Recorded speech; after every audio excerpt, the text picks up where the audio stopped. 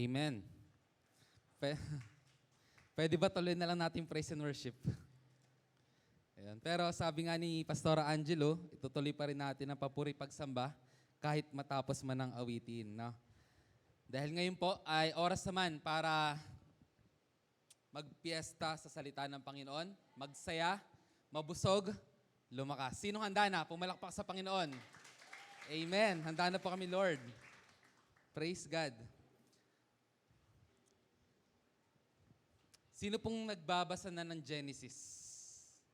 Amen. Sinong may dalang Bible? Sariling Bible. Okay. Ulitin ko lang po mga mahal ko kapatid, dalhin po natin yung sarili nating Bible. Kasi mga Bible po dyan, para lang po sa bisita.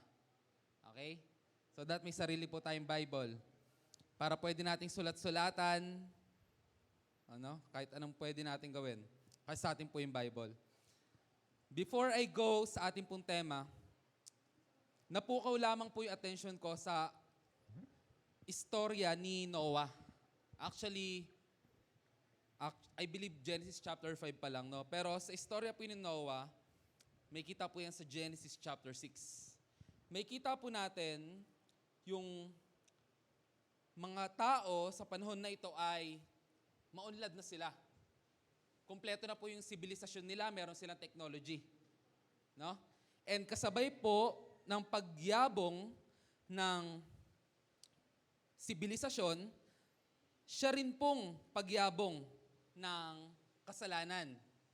Sa Genesis chapter 6 verse 5, the Lord saw how great man's wickedness on the earth had become. After less than or more than 1,000 years, mula nung palabasin po si Adan sa Garden of Eden, it's more than 1,000 years. Nakita ng Panginoon kung paanong lumala yung kasamaan ng mga tao, and that every inclination of the thoughts of their heart was only evil all the time. Ibig sabihin po, sa almusal, tanghalian, hapunan, pagkagising, bago matulog, at habang tulog, ang laman ng isipan ng tao, puro kasamaan. Yun na po yung extent ng panahon po nila Noah. And sa gitna po ng wicked generation, may kita na sa verse 8, but Noah found favor in the eyes of the Lord. So verse 9, Noah was a righteous man, blameless among the people of his time. Sa henerasyon po na puro masama, sa panahon na pasama na ng pasama, there is Noah. God kept him. Noah found favor in the eyes of the Lord.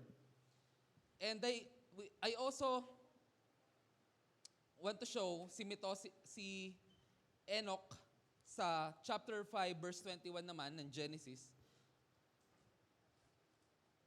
Punta na po pala tayo sa verse 22 na lang. After he became the father of Methuselah, Enoch walked with God. Ibig sabihin pala, he is walking in his own ways. Pero after niyang maging anak, si Methuselah, nung 65 years old siya, nung 65 years old, saka nagseryoso si Enoch. Baka rito, mayroong mga Enoch antayin pa mag 65 years old bago magseryoso. So 65 years old si Enoch, pinanganak sa kanya si Methuselah. After that, he walked with God for 300 years. Altogether, Enoch lived for 365 years. Siya yung masabi natin pinakabata na nawala. Verse 24, Enoch walked with God, then he was no more because God took him away. Nabuhay siya 365 pero hindi siya namatay dahil sa illness, sa aksidente, hindi siya kinain ng saber-tooth, ng leon, di siya nalunod, di kinain ng elepante, di natapakan ng elepante. But he walked with God for 300 years. Ibig ko sabihin, mga mahal ko kapatid, it is possible to walk with God continuously.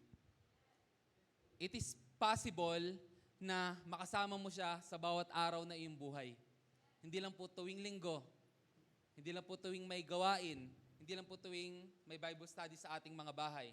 It is possible to walk with God. And to walk with God, mga mahal kong kapatid, habang tayo nasa earth, is the greatest privilege that we have as a children of God. To walk with God. Through the valley, through the darkness, through all the challenges of our life, to walk with God. Kaya nga po panatag si David because he is walking with God. And sa perverse generation, God kept Noah. God can keep us sa henerasyon po na ito. Kahit po sobrang sama na po nangyari sa mundo, kahit sobrang pangit na po ng mga balita, nangyari sa social media, etc., God can keep you. God can keep your eyes pure and you or we can walk with God. Amen? Amen? Amen. Napakasarap po sa presensya ng Panginoon. At pagka naranasan po natin na lumakad sa presensya ng Panginoon sa bawat araw, sabi nga, para na tayo nakatikim ng langit. Para na tayong nasa langit. Pagka tayo po'y lumalakas sa presensya ng Panginoon sa bawat araw. Sapagkat, yung nga po yung very purpose kung bakit po bumaba ang Panginoong Hesus, nagkatawang tao, upang makasama ng Diyos ang tao, or makasama ng tao ang Diyos. Ibig sabihin po kasi ng pangalan ng Panginoon is Emmanuel, di ba? God is with us. God is walking with us. Dahil ang Panginoon nagkatawang tao, we can be with God. Hindi na siya imposible. Posible na siya. Kaya sa ating pong pagpapatuloy, talakayin po natin, since nasa Genesis naman po tayo ngayon, talakayin po natin yung, ano nga ba yung image and likeness ng Diyos na nasa tao? Ano ba yung wangis ng Diyos na nasa tao? Na nasa katabi mo? Na nasa iyo? Tayo po'y tumayo bilang paggalang sa kanyang salita at tayo makibukas sa aklat ng Genesis chapter 5, verses 1 hanggang 3.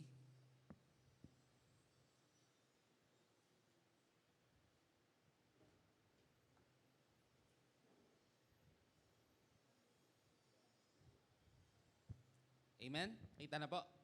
Amen. Sabi po rito, ito ang kasaysayan ng lahi na mula kay Adan.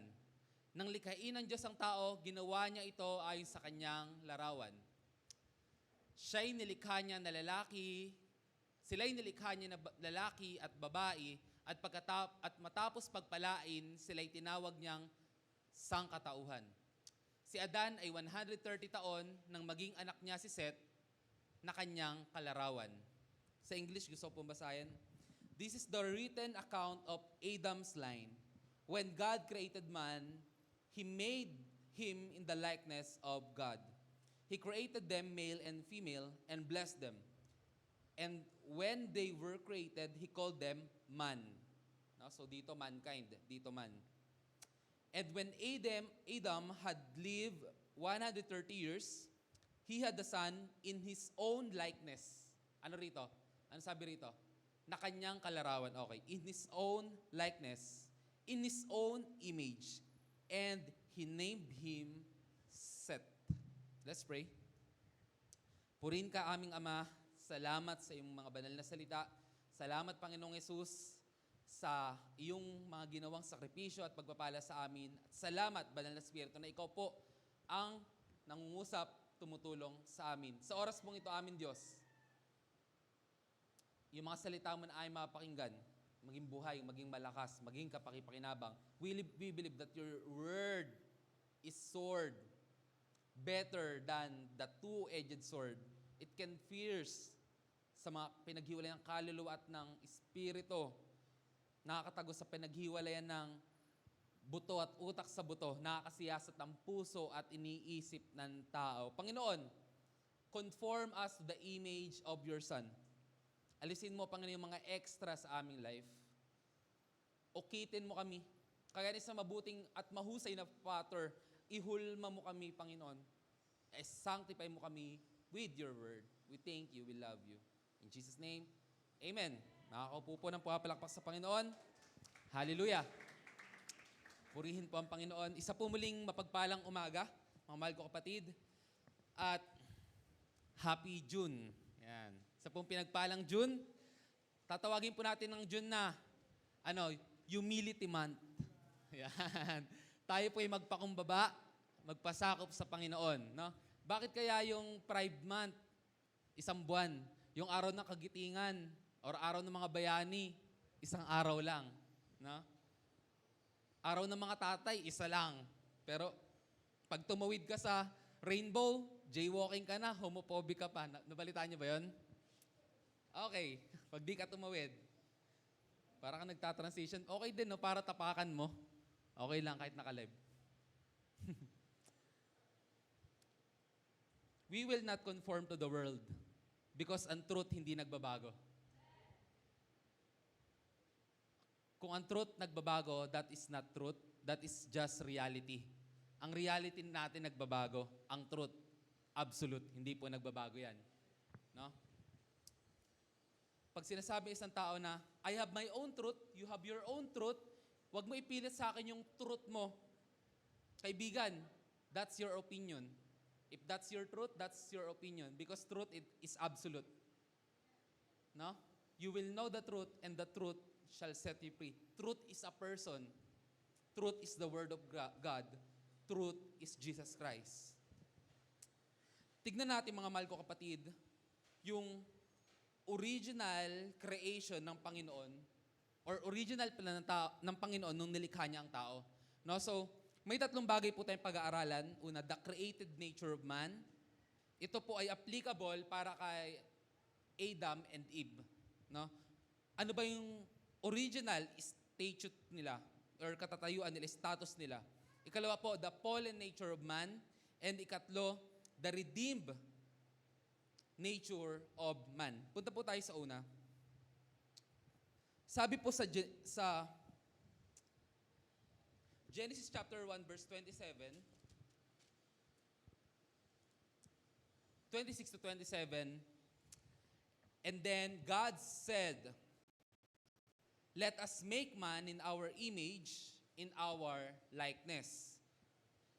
Mapapansin niyo po rito, sa verse po na to, meron pong council. Ito po yung triune council of God. It's as if God is speaking to Himself. Sabi, let us make man in our image, in our own likeness. So, this is one of the verse na nagpapakita ng triunity or trinity. Unity in the three person of God. No? Ang ginamit dito na, then God said, Elohim. So, pag sinabi pong Elohim, plural po yan. Pag sinabi pong Adonai, singular. Pero pag sinabing Elohim, plural. Pero sa English, walang equivalent translation yan. Pero sa Hebrew, meron siya. So, ang ginamit po rito, then God said, let us make a man. So, plural. Sa tingin nyo ba, sino kausap dito ni Lord? Sino ba? Si Trump? Si Bill Gates? Hindi po. This is the plan of God for the mankind. Let us make man in our image, in our own likeness, and let them rule. So, yun po yung una. Man is created in the image and likeness of God. Pag sinabi pong image and likeness, ano po ba ibig sabihin yan? Sila po yung magkahalintulad na magkahalintulad, pero may pinagkaiba po sila. Pag sinabing image, ito po yung actual carved-out image. Parang picture, photocopy. Yung po ang ibig sabihin na ito. Ngayon, pag sinabi namang likeness, ito po ay pumapatungkol po sa essence. No? Or traits. Yun na lang po siguro. Huwag po natin gamitin yung essence.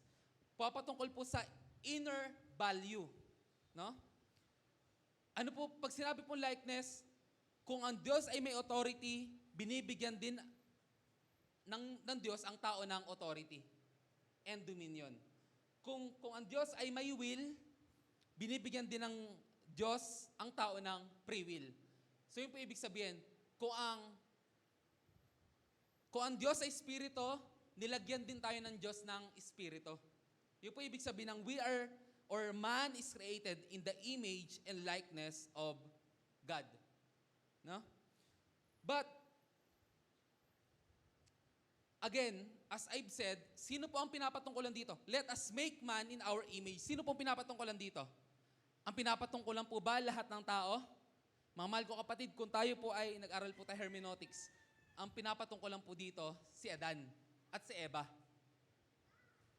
They are the original creation and they are created in the exact plan of God. Created in the image and likeness of God. Hindi po natin siya i-imagine na kung paano yung itsura natin ngayon. Kung ano yung katatayuan natin ngayon. Kung ano yung lifespan natin ngayon. Hindi po. We are diminished already. Ano tayo, na-demote na tayo kumpara sa original design and plan ng Panginoon. So, may kita natin sa verse 27-28. Let them rule over the fish of the sea and birds of the air. Isipin natin, kung ito po applicable sa atin ngayon, we are rulers of the sea, pero di marunong lumangoy. No, pero takot sa pating. Takot sa lumot. Kung nakapunta po tayo sa Daranac Falls, ang lalaki po ng lumot doon, parang ang lalaki ng kabute, parang ikaw yung bonsai. Grabe, ang lalaki, doon, upscale lahat. Nakakatakot, no? Over the fish of the sea and birds of the air, no? And over the livestock, over all the earth, over the creatures that move along the ground. No, pero creatures move along the ground, takot tayo sa ipis. But Adam, especially Adam and Eve, God gave dominion over them. No? He is given dominion and authority over the creation. No? Ang purpose ng creation is para sila ay mamuno, mamahala, mangalaga. No? Sa verse 28, sabi rito, God blessed them and said to them, be fruitful and increase in number. Fill the earth and subdue it. No? So may utos sa kanila na multiply and be fruitful. Rule over the fish of the sea and the birds of the air and over every living creature that moves on the ground. So, binigyan po ng Panginoon ito pong si Adan at Eva ng pamahala, complete na pamahala dito po sa earth, kung saan nilikha ng Panginoon. Kaya inggit si Satan. Nagets nyo? Because Satan po, may kita na sa Genesis chapter 1, Genesis chapter 1 verse 2, now the earth was formless and empty and darkness was over the surface of the deep. Before creation, there is chaos. Tama po ba? Before creation, there is chaos. The earth was formless, madilim. No? Formless. Sira. Bakit? Kasi yung nauna ritong pumunta, magaling manira. Yun po si Taning. And after such a time, dumating si Adan at Eva. Nagtampo ngayon. Nagalit. Parang si Bella. Nung dumating si Ephraim, nangangagat na. Nasaan na ba si Bella? Si Janela. Nangangagat na. That's the very reason po, kaya inggit po ito si Taning. Kasi ang dominion and power binigay hindi sa kanya, pero sa tao na minamahal ng Panginoon. So He made them steward of the creation. Sa chapter 2, verse 15, I hope mga mahal ko kapatid nakasunod kayo, no? Genesis lang naman lahat tayo. So buklatin nyo, i-highlight nyo, para may babalikan po kayo. Verse 15, the Lord took the man and put him in the Garden of Eden to work on it and take care of it. So ang ginamit po dito na Hebrew word po is pertaining po sa ministry ng mga priest. Ibig sabihin po mga mahal ko kapatid, hindi lang po ginawang steward si Adan, sa halip siya po ay ginawa upang sumamba.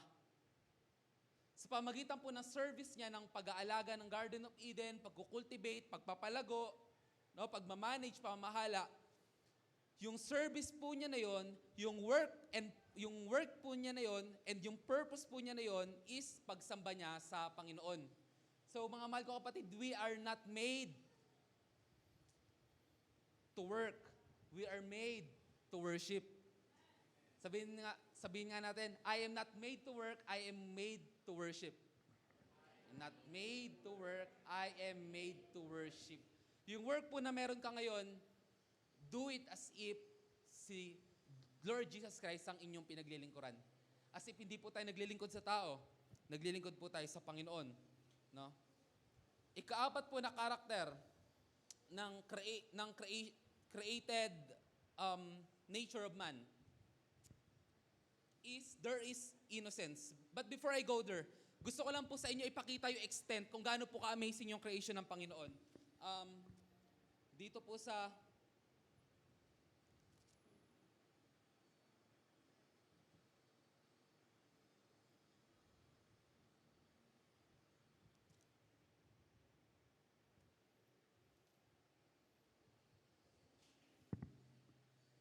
ito, chapter 2 verse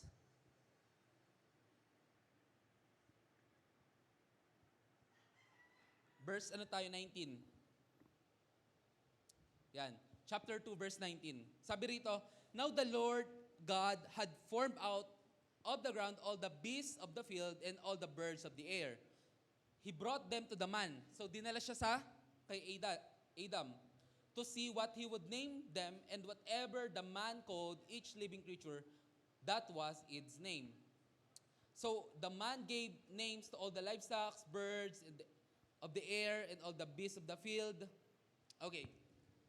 Ibig sabihin po nito, mga mahal ko kapatid, the original created man ng Panginoon is a superhuman. Hindi po siya yung kagaya ng nakikita natin sa sarili natin. He is not more, hindi rin siya kagaya ni Goliath. I believe po, sila Adam po is mas malaki po kaya sa atin. Tatawagin natin silang giant sa panahon ngayon. Mas malaki po talaga sila sa atin. Mas mahaba yung lifespan nila. We remember kahit pumasok na yung kasalanan, nabuhay pa rin si Adan ng 930 years. No? Except, hindi pa kasama dun yung yung ibinuhay niya sa Garden of Eden kung gaano man yung kahaba.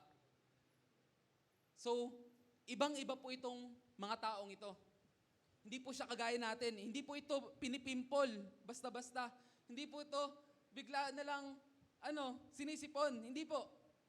Gusto ko po ibigay sa inyo context kung gaano ka-amazing to. They are like superhuman, more than like a normal human. Yung po yung original creation ng Panginoon. Nag-guess niyo po kung gaano po ito ka-amazing? For Him, para mapangalanan niya yung mga nasa kalaliman, yung mga ibon, para mapangalanan niya lahat, para hindi siya matakot sa mga mababangis na hayop, mapaamo niya. Siya po talaga yung top of the food chain. Siya po yung pinaka-prime sa lahat. I just want to know that because merong mangyayaring pagbagsak. No? Okay. Ika-apat na karakteristik, man has innocence. Meron siyang zero guilt and no shame. Genesis 2 verse 25. Sabi po rito, the man and his wife were both naked and they felt no shame. Okay? Inosente sila, no? Hindi pa sila nabahira ng kasalanan. Like blank slate sila. Alam nyo po, para makita nyo, ang nakikita po ni Eva at ni Adan, pag titingin siya sa creation, nakikita niya lahat yung beauty ng Panginoong Diyos. Ganun po, yung mata nila sobrang linaw, nakikita nila yung beauty ng Panginoon sa kanyang creation. Wala silang bahid ng kasalanan, kagaya ng bata. And more than pa sa bata. Ganun po kahusay ang pagkakagawa ng Panginoon kay Eva at kay Adan. Then, actually, kagaya nga po na sabi ko, they are like a totally different breed. Animals obey them, land obeys to produce their food. Actually, pati yung land, nagpo-produce ng food para sa kanila. Hindi niya kailangan magtanim. Lahat ng mga tanim, mga bunga, puno ng mga mga bungang kahoy para sa pagkain nila, no? But, pupunta ako sa second main point. Nangyari yung fall. Pag sinabing fall, pagbagsak. Hindi ko pwede sabihin basta na pagbagsak eh. Mga mahal ko kapatid, nangyari paglagapak. Lagapak. As in, kung maaaring sabihin negative po yung nangyari. Kaya ang tawag, the fall of man. So, from the amazing plan of God na sinasabuhay nila, from the fellowship na meron sila sa Panginoon, and nakikita nila yung beauty ng Lord sa lahat ng ginagawa nila, no? As if hindi sila nagtatrabaho, they are worshiping God. Kunyari, nakita nila tong ibon na to, itong hayop na to, wow, praise God. Wow, Lord, amazing ka. They are pouring out worship and adoration sa kanilang Ama. Ganun po. I hope nakikita nyo. Then there comes the fall. Bumagsak. Nasira. Dahil sa kasalanan. Tignan po natin yung itsura ng broken image of God in man. So, they are still made in the image of God, but it is a broken image of God. It is as if parang ganito. Parang perfect yung masterpiece, pero merong putik. No? May putik, may punit. May sunog. O kaya yung isang pottery nabasag. No? Ganun po ang nangyari. Tignan po natin itsura ng pollinature. Meron pong dalawang nangyari. May immediate result and may iba pang result. No? So immediate. Merong broken image of man. Sa chapter 3 verse 7. Ang nangyari po rito, then the eyes of both of them were opened. They realized they were naked, so they sewed fig leaves together and made coverings for themselves. Yung mga bagay na hindi naman nakakahiya, kinahiya nila. No? Yung mga bagay na dati nila nakikita, hindi na nila ngayon nakikita. Nagdim yung mata nila. Nabulag na sila sa spiritual realm. Tama po ba? Nabulag na sila sa spiritual realm. No? So, ano po yung immediate na nawala? Ang nawala, alam niyo po kung ano, mga mahal ko kapatid, nawala yung likeness of God in their lives. Ano yun? Nawala yung righteousness and holiness. Immediately yun, nawala yun. On the spot yun. So, they are still made in the image of God, but the likeness of God, the holiness, the righteousness, the living spiritual life became absent. They are cut out from the presence of God. No? They snatch, or Satan snatched the authority and dominion. 3 verse 17.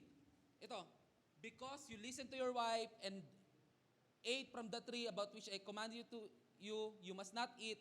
Cursed is the ground because of you. Through painful toil, you will eat of it all the days of your life. Sinumpa ngayon, yung lupa na nananahimik, na tumutubo, sinumpa.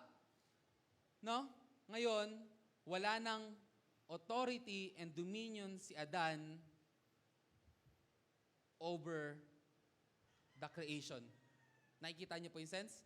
And mula po nung kay Adan hanggang kay Noah, ang buhay po is sobrang hirap. Sobrang hirap po yan. Wala pong sobrang hirap ng pagtatanim, sobrang lahat, mahirap lahat. Sinumpa po kasi yung ground until nagkaroon ng rest yung ground sa panahon po ni Noah. After po ng flood. So, dalawang covenant po yan. Adamic covenant. Next po na covenant is Noahic covenant. No? Next covenant po si Noah. Anyway, tuloy po natin. So, in-snatch po ni Satan yung authority and dominion. Siyempre, tuwan-tuwa siya. Ikatlong nangyari, nagkaroon po sila ng fear. Yung dating love, joy, fellowship na meron sila, naging fear. No? Sa Genesis chapter 3, 8 to 10. Tingnan natin. Then the man and his wife heard the sound of the Lord God as he was walking in the garden in the cool of the day. Nakita ko po rito na regular yung paglalakad ng kanilang Diyos Ama sa garden. Hinahanap sila, nakikipag-usap sa kanila, nakikipag-fellowship sa kanila. This is a normal walk. Pero yung dating source of their joy, yung kanilang source of comfort, yung kanilang fellowship dati, napalitan ng takot, fear. Nagtago. Narinig nila ang tinig ng Panginoon, ang paglalakad ng Panginoon sa garden, and they hide from the presence of the Lord. Mga mahal ko kapatid, ito po ang nag-iisang ginagawa ng kasalanan sa ating buhay. Ilayo tayo sa Diyos. No? Ibuhos sa atin yung shame, yung guilt. And ang result sa atin ito, lalayo tayo. Pag malayo tayo sa Panginoon, ano mangyayari? Dadagdag na naman yung shame and guilt. Pag maraming shame and guilt, lalayo na naman tayo sa Panginoon. No? Until mahirapan na tayong makabalik. But God is really gracious.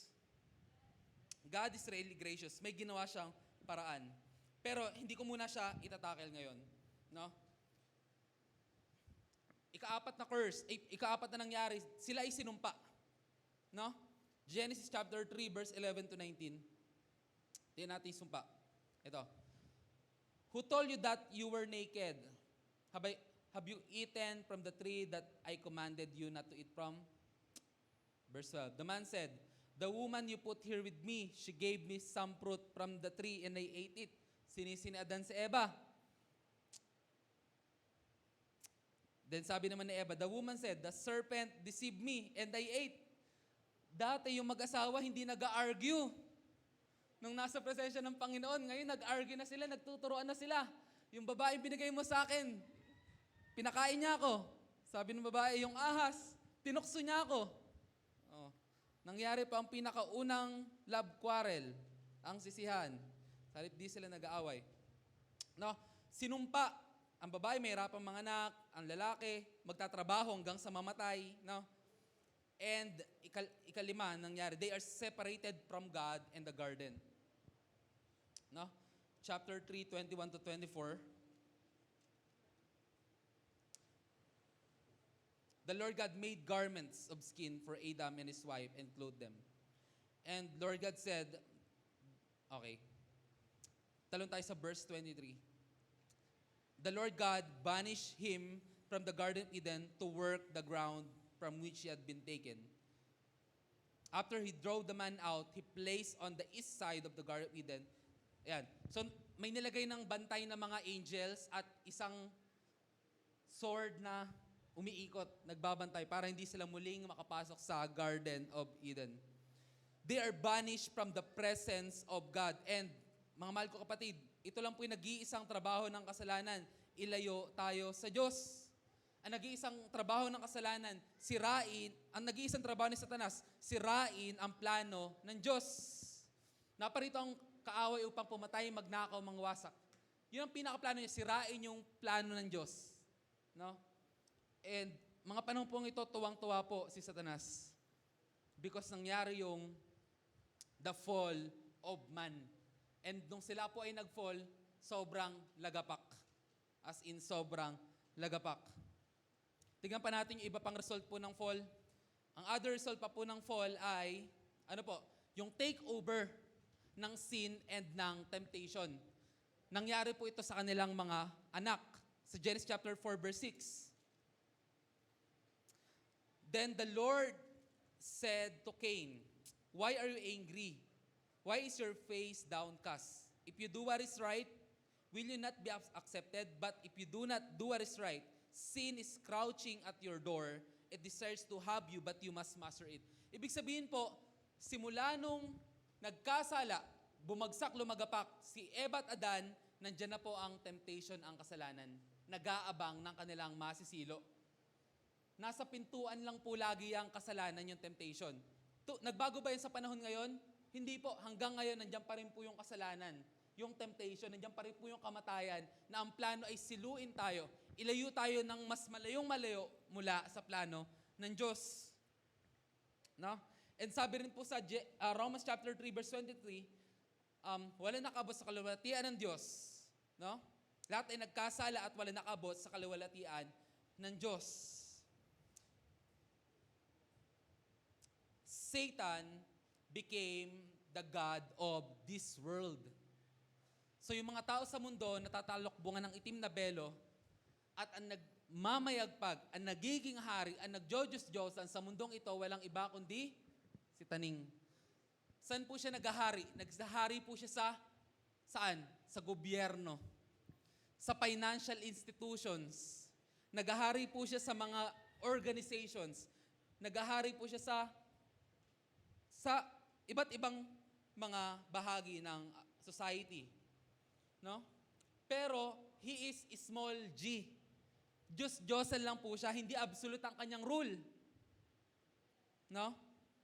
And ikatlo po, na other result pa ng fall is their offspring inherited the fallen nature. Tingnan po natin. Gusto kong tignan natin sa Tagalog. Or English pala, English. Sorry ate. New King James. Para mas maganda. Genesis chapter 5 verse 1 to 3. Mahalaga po kasi natin itong makita. Ano po ba yung nangyayari sa atin sa panahon ngayon? So, sabi rito, parang inulit yung Genesis chapter 1 to 3, yung creation. This is the book of the genealogy or ng lahi or lipi ni Adan in the day that God created man. He made him in the likeness of God. So clear tayo dun, no? God made Adam in the likeness and image of God. He created them male and female. So pinapakita po rito na ang creation ng Panginoon sa lalaki at babae equal. No? Though they differ in function, but they are equal in the creation. And called them mankind in the day they were created. Verse 3, and Adam lived 130 years and begot a son in his own likeness. Ulitin ko, he begot a son in his own likeness. So, Adam is created in the image and likeness of God. Seth is begotten in the likeness of the image of Adam. Tama ba? Amen. So, ano pong ibig sabihin nito? God created Adam. Seth is conceived. Ibig sabihin, yung fallen nature of man, dala-dala na ni Seth. And si Seth ba masamang tao? Hindi. Yung matuwid po na lineage kay Seth po nang galing. Sa halip na kay Abel. Kasi namatay si Abel eh. Si Abel dapat, pero kay Seth na lang nanggaling. Yung masama naman, nanggaling kay Cain. No? Yung mga lipi ni Cain, masama po talaga yung mga ginawa nila. So, after the fall, minana po ng mga offspring ni Adam and ni Eva yung fallen nature. Kasama po tayo doon. We are born with a fallen nature. Pero ibig sabihin ba, Pastor, si Adam lang pala yung created in the image and likeness of God. And ako po pinaglihi sa fallen nature.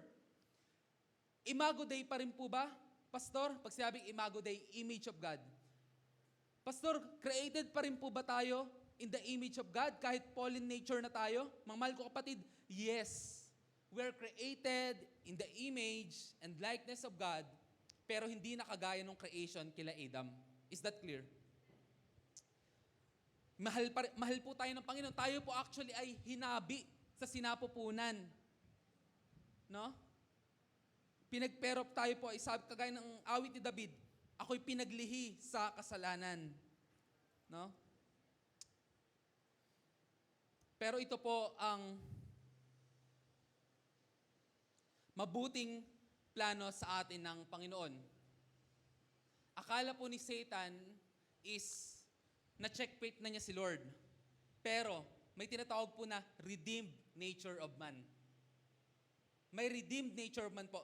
Ito yung goal ng Lord sa bawat isa. Sinisira ni Satan ang plano ng Diyos, but God has the best checkmate move. May pang-counter siya, no? Pag-usapan natin, ang huli nating main point, mga mahal kapatid, the redeemed nature of man. Actually, ang pwedeng term na gamitin is restored nature of man. Ibig sabihin, yung dating sinira, inayos. Pero alam nyo ba, mga mahal ko kapatid, ang ginawa ng Lord sa atin, higit pa sa restoration. Ang ginawa niya sa atin, redemption. No? Ito po ay mangyayari na pag tayo po ay sumampalataya, we will be restored to the perfect image and likeness of God. Tingnan po natin. Christ is the perfect image of God. Sabihin nga natin, Christ is the perfect image of God. Kung nasira ang masterpiece, kailangan ng template. Ulitin ko. Kung nasira ang masterpiece, kailangan ng template. Ang template, mga mahal ko kapatid, hindi na galing sa alabok. Hindi na galing sa rib. Ang template, galing mula sa langit. Ang template, ang Panginoong Jesus. Amen. So, He is the perfect image of God, and through Him, the fallen man can have and will have redemption. Siya lang po yung nag-iisang sagot para makabalik tayo sa original, amazing plan ng Panginoon. So, Christ is the second Adam. Ate, papatulong na po ako sa mga verses dito, na buksan natin, nasa New Testament dito. So, Christ is the second Adam. Unlike the first Adam, si Adan, Christ did not sin. Christ did not fail. Si Jesus Christ, hindi nagkasala. Siya'y tinutokso pero hindi siya natukso, hindi siya nagkasala. Christ become fully man, pero hindi po siya nagkasala. Kung ang unang Adam ay amazing, pero sa pamagitan niya pumasok ang kasalanan, the second Adam is perfect. Tingnan po natin, please.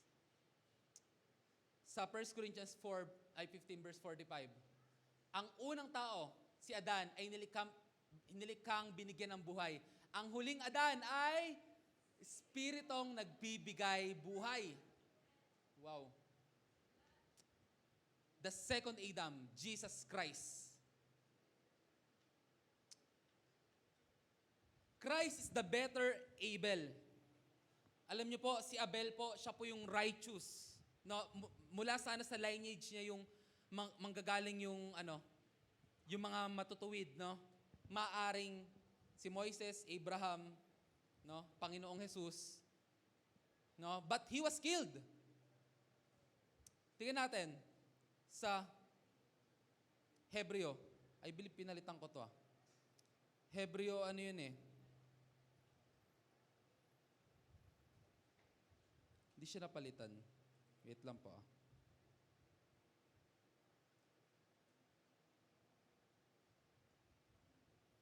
Pa-search na lang ate, parang Hebreo 4:2 or some, mali yung, tama ba? Ayan, tama. 12, Ayan. Hebreo 12 ba yung nakalagay? 12, okay. Ayan. Sige.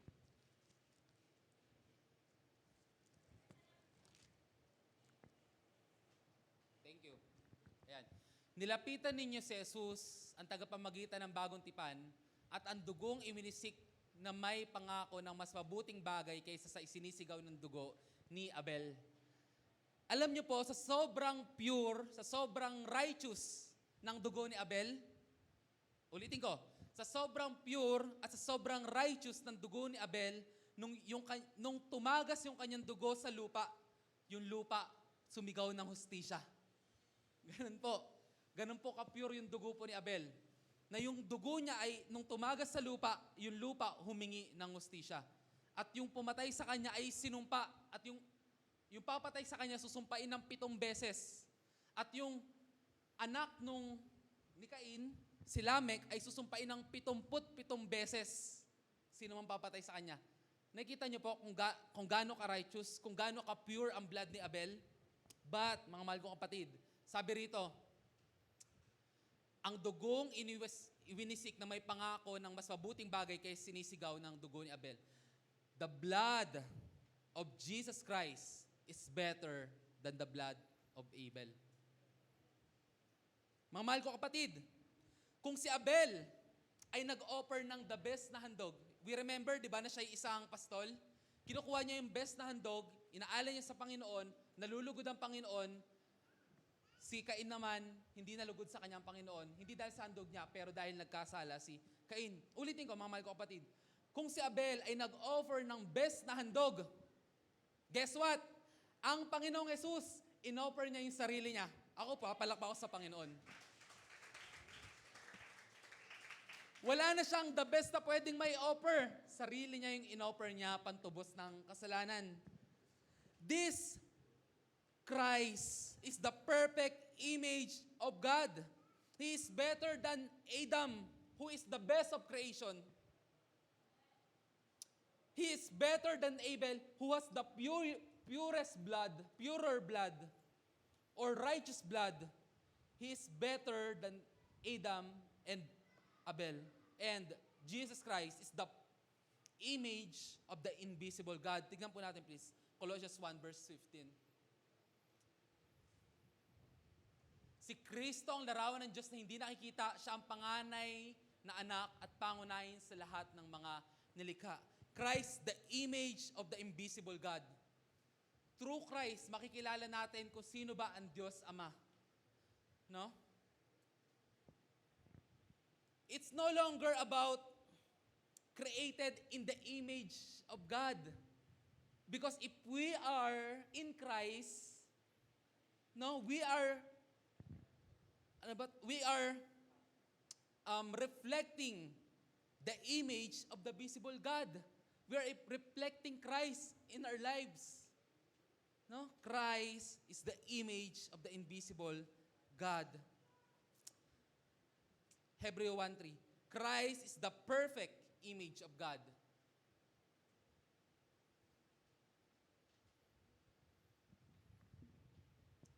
Okay. Nakikita sa anak ang kaluwalhatian ng Diyos. Kung ano ang Diyos, ay gayon din ang anak. Ulitin ko. Nakikita sa anak ang kaluwalhatian ng Diyos. Kung ano ang Diyos, ay gayon din ang anak. They share the same essence. They share the same essence. No? Kung ano ang Diyos Ama, gayon din ang anak. At sasabihin, si Jesus ay angel lang. Si Jesus ay propeta lang. Si Jesus ay sugo lang. Sige. Kung ano pala ang Diyos, gayon din ang Panginoong Yesus. Baka sugo lang din. Baka anghel lang din. Nakikita niyo yung disconnect sa mga sa mga wrong doctrines?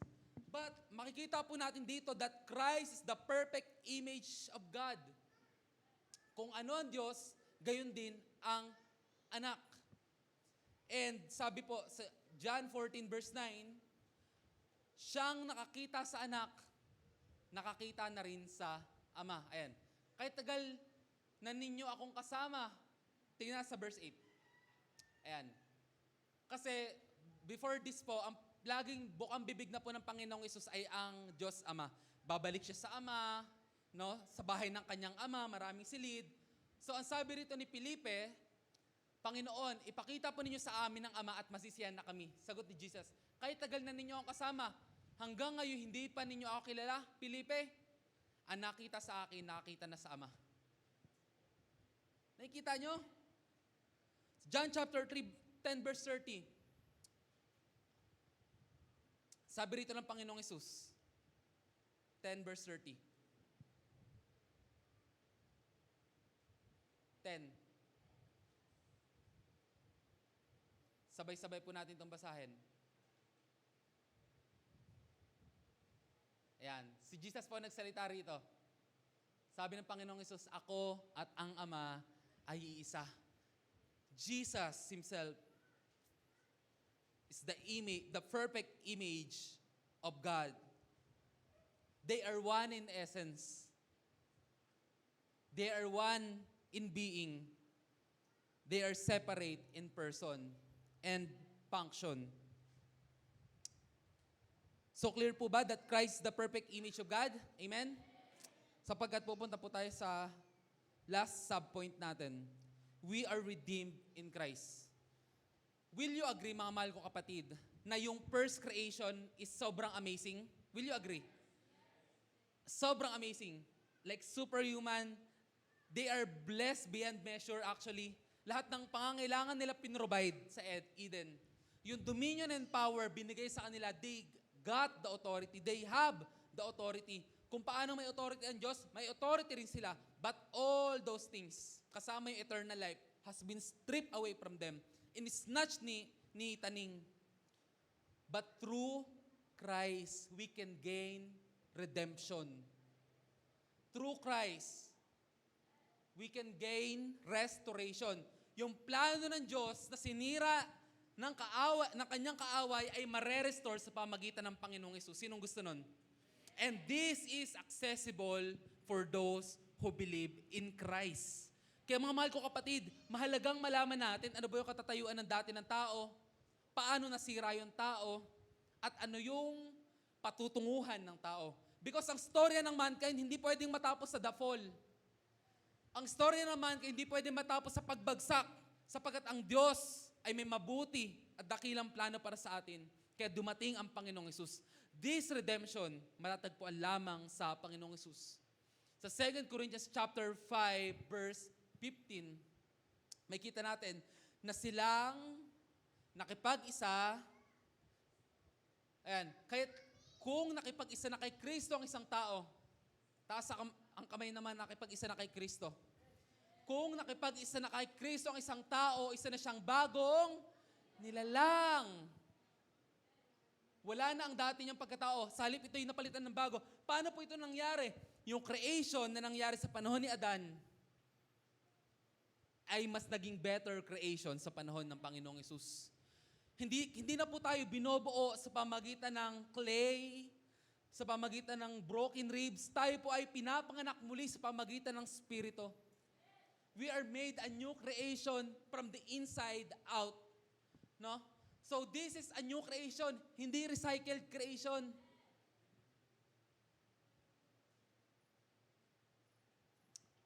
New creation. Pinalitan lahat ng bago. Isipin niyo po yun.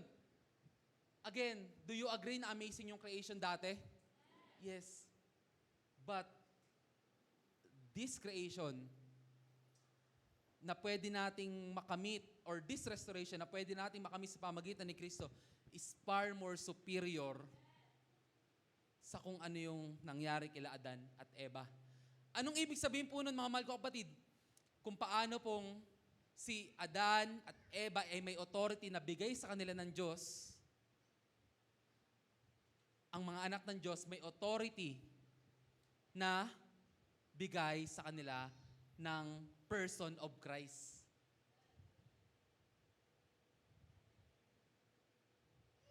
Yung righteous, sapagkat yung righteous na meron na tayo is hindi galing sa atin, galing na kay Kristo.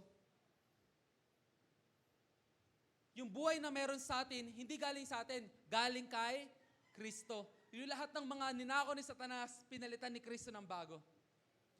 You are made a new breed, new creation. Bagong lahi ka.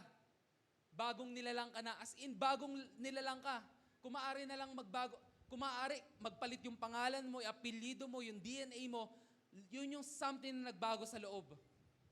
This is real amazing na mula sa pagiging kaaway ng Diyos, mula sa pagiging rebellious sa Diyos, ginawa ka ng kaibigan ng Diyos, anak ng Diyos, bahagi ng kaharian ng Diyos. Yun po yung mga amazing na bagay na nangyari when you are made a new creation in Christ, when you identified yourself in Christ. No? Being a new creation is the most important. Tignan po natin, Galatians 6 verse 15. Dito po, pinag-uusapan nila yung pagtutuli. Magpapatuli ba? Hindi ba magpapatuli? Kakainin ba to o wag ba tong kakainin? No? Susundin ba to? Hindi ba susundin? Pero sabi dito ni Pablo, ito yung pinakamahalaga. Hindi mahalaga kung tuliman o hindi ang isang tao. Ang mahalaga ay kung siya ba ay bagong nilalang. Kung meron po tayong problemahin sa mundong ito, ang kailangan natin problemahin, ginawa na ba akong bagong nilalang? Kasi kung hindi ako bagong nilalang, ako ay isang fallen creature. I am a man with fallen nature. Unless Christ redeemed me, I cannot be a new creature. No? Kailangan po natin ang Panginoong Hesus. Kailangan po natin tanongin, bagong nilalang ba ako? And sa law of Christ, sa kingdom ng Panginoon, yung pagtutuli, ginagawa siya sa puso. Yung mga marurumi, yung mga unclean, yung mga unholy sa ating heart, yun yung mga tinatanggal, inaalis ng Panginoon. Kaya mga mahal ko kapatid, tayo po ay lubos na manampalataya na ako'y bago ng nilalang. Yung old nature po natin, hindi yan kayang sumunod sa Diyos. Hindi niya kayang i-please ang Diyos. dahil siya'y makalaman. Unless we became a new creature, unless our spirit be born again, saka lang din po tayo magiging kalugod-lugod sa Panginoon. Yung willpower natin, yung best version of ourselves, will just reach some level. No, yung personal development natin, pero yung new creation sa life natin, yun po yung something na aabot hanggang sa langit. Amen po ba? So, ito pong new creation, nangyayari po siya sa dalawang bagay. Una po, justification. Nung tayo po ay nanampalataya sa Panginoon, immediately po, we are made a new creation. We are fitted in the likeness and image of God because the Spirit of God lives in us. Yun po ang ikauna. Ang ikalawa naman po, nangyayari through sanctification. Amen. Amen. Sanctification because glory by glory. Tignan po natin, 2 Corinthians 3 verse 18. Ito po yung sanctification. Pag sinabi pong sanctification, pinapaging banal ka. Ayan. At ngayon, naalis na ang talukbong. Nagniningning sa ating mga mukha ang kaluwalhatian ng Panginoon. At ang kaluwalhatiang iyan na nagmula sa Panginoon na siyang Spirito, ang siyang magbabago sa atin, mula sa ating antas ng kaluwalhatian hanggang sa tayo maging kalarawan niya. Ito po yung purpose natin. No? Na ma-reflect natin yung full glory of God in our lives. Ito po yung sanctification. Day by day, glory by glory, binabago po tayo ng Panginoon. And ang isang Kristiyano, hindi po pwedeng justification, then glorification agad. Hindi pwedeng diretso ka agad sa rewarding. Punta ka agad sa langit. Pwede naman, wag lang kayo magpasagasa. No? Pero ang isang tao kailangang dumaan sa sanctification. Pinapaging banal ka sa bawat araw. May mga habits na tinatanggal, may mga beliefs na binabago, no? Kaya mga mahal ko kapatid, ang church po ay lugar ng mga taong sinasanctify ng Diyos. Amen. Ang church po ay lugar ng mga taong binabago ng Panginoon day by day and glory by glory. Pero ang lundo is ay kaluluwalhati ng Panginoon. Kaya ang hamon sa ating mga mahal ko kapatid, at dito ko na rin po tatapusin, sa Ephesians chapter 4, 20-25.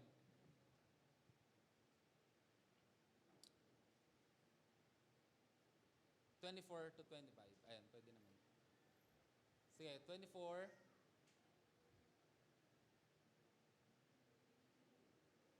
Yan. Ito raw. At ang dapat ninyong isuot ay ang bagong pagkatao na nilikhang kalarawan ng Diyos. Ulitin ko ha. So, merong created in the image and likeness of God. Tama? Kay Adan yan. Pero, nung tayo po'y nanampalataya, ginawa tayong bagong nilalang. No? May bagong nilalang sa atin na nilikhang kalarawan ng Diyos. There is a version of yourself that is created in the image and likeness of God. At sabi rito ni Pablo, ang dapat ninyong suotin, wag na yung luma niyong pagkatao. Ang suotin niyo yung bago niyong pagkatao na likha na kalarawan ng Diyos. No? At nahayag sa matuwid at banal na pamuhay ayon sa katotohanan. Alam niyo po ba mga mahal ko kapatid, karamihan po ng mga Kristiyano, yung bagong pagkatao na nilikha ng Diyos sa kanila, nakatabi pa sa closet. Nakatabi pa sa closet. Ayoko muna suotin yan. Susuotin ko lang pag may okasyon.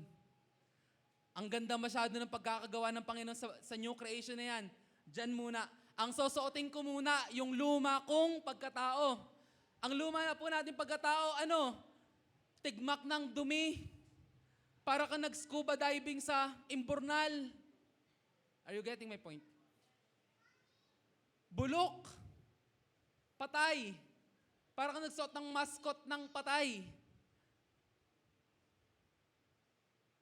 I remember Lazarus. 4 days, namatay na siya. 4 days na siyang patay. Dumating ang Panginoon, umiyak ang Panginoon, may amoy na si Lazarus.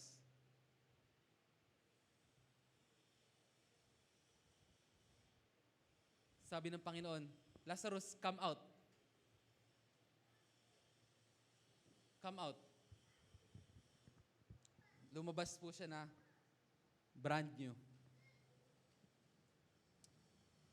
Lahat po tayo mga mahal ko kapatid, yung dati nating pagkatao ay kagaya ng katawan ni Lazarus. Bulok, patay, spiritually, fallen nature. Pero nung tayo po'y nanampalataya sa Panginoon, binigyan niya tayo ng bagong pagkatao. Sabi po ni Pablo, suotin mo yung bago mong pagkatao. Yung bago mong pagkataong yan yung makapangyarihan. Yan yung nilikhang kawangis ng Diyos. Isipin nyo, may nilikha na nung Genesis, meron din palang nilikha dito.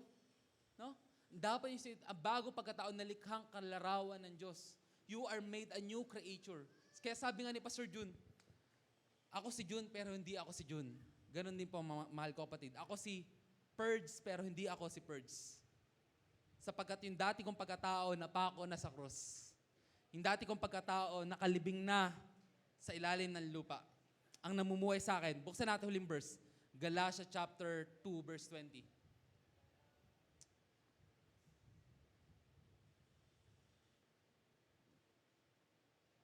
Basahin po natin sabay-sabay mga mahal ko kapatid. Ready? Read.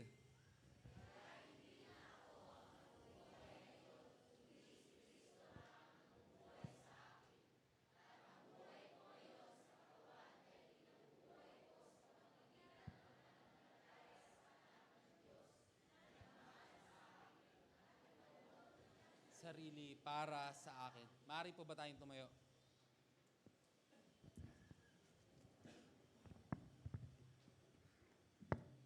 Mga mahal kong kapatid, wag po nating hayaan na matapos yung storya sa family natin, sa mga kaibigan natin, mahal natin sa buhay, na matapos sila dun sa fallen nature. Na pasanin pa rin nila yung mga minanang kasalanan mula kay Adan, kay Eva. Wag po nating hayaan na yung family natin mamanahin yung generational curses. Sapagkat hindi po doon natapos yung storya, yung plano ng Diyos. May ginawa siyang plano. Isang grand plan para sa redemption ng tao. Ayaw ng Diyos na matapos tayo sa fallen nature. Ang gusto ng Diyos, redeemed nature. Amen po ba? Amen. Kaya, ito po yung mabuting balita ng Panginoon na binigay niya sa atin at nais din niyang i-share din po natin sa iba.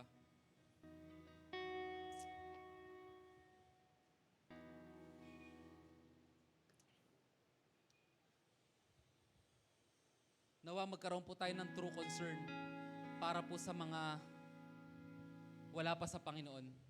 Alam niyo ba mga mahal ko kapatid, sobrang tumatak lang po talaga sa akin yung revelation kasi po ito po yung pag-aaral nung nakaraan. Nakita ko po sa revelation na hindi lang po pala tayo yung muling bubuhayin. Hindi lang po tayo yung ire-resurrect. Tayo po yung unang ire-resurrect, mga Kristiyano, mga may pananampalataya sa Panginoon, mga created in the image, mga redeemed nature, no? Nakipag-isa sa Panginoong Yesus. Pero after 1,000 years ng reign and pagkatalo ni Satanas, pagdating sa throne of judgment, may bubuhayin pa. Bubuhayin naman yung mga unrighteous, yung mga namuhay sarili nilang katuwiran, yung mga hindi sumampalataya sa Panginoon. At sila ay bubuhayin hindi para mabuhay sa walang hanggan. Bubuhayin sila para dalhin sa dagat-dagatang apoy. Alam niyo ba mga mahal ko kapatid, if we are not twice born, we will die twice. Nagets niyo yan? Yung mga born again, pinanganak sila ng 2 beses. Yung unang kapanganakan sa akin, yung pinanganak ako kay Ate Tina, kunyari, sa Pangasinan pinanganak. Yun yung petsa ng unang mong kapanganakan. Yung ikalawa mong kapanganakan is yung nanampalataya ka sa Panginoong Yesus. those twice born will not die twice. Pero yung isang beses lang pinanganak, sino yung mga taong yon? Pinanganak sa fallen nature, namatay sa fallen nature, they are only born once. Tama? Kung ano yung birth certificate nila, yun na yun. They will die twice. Mamamatay sila sa sementeryo, nakalibing sila, yung katawan nila mamatay, pero meron pang dagat-dagatang apoy. Pero para sa atin po na redeemed nature, 2 beses ipinanganak, 1 beses lang tayo mamatay, at pagkatapos nun, kaliwalatian na. Amen po ba? Kaya, wag po natin hayaan matapos po istorya ng ating mga mahal sa buhay, ng mga taong nakapaligid sa atin, that they will only be born once. Kailangan po natin ipanganak muli para yung redeemed nature mangyari sa atin. Hindi tayo mamatay with the fallen nature. That we will be able to be born again. Panginoon, we thank you. Salamat sa iyong dakilang mensahe, sa iyong pagkaunawa na dakila yung creation mo kay Adam, but also dakila yung aming pagbagsak nung kami po pang nahulog sa kasalanan. Pero sa dulo po ng mga ito, dakila po yung plano mo ng kaligtasan. Panginoon, aking pong dalangin na ito po'y maging malinaw sa puso at isipan ng mga kapatid. At sa knowledge na ito, magbunga ito ng paglago para sa kanila, magbunga ito ng urge na kumilos para i-share po ang gospel, magbunga ito ng pagpupuri at pagsamba sa iyo. Patuloy ka naming pinupuri, pinasalamatan. Sa pangalan ng Panginoong Hesus, lahat ay magsabi, Amen. Salamat sa Panginoon. Nakakaupo na po.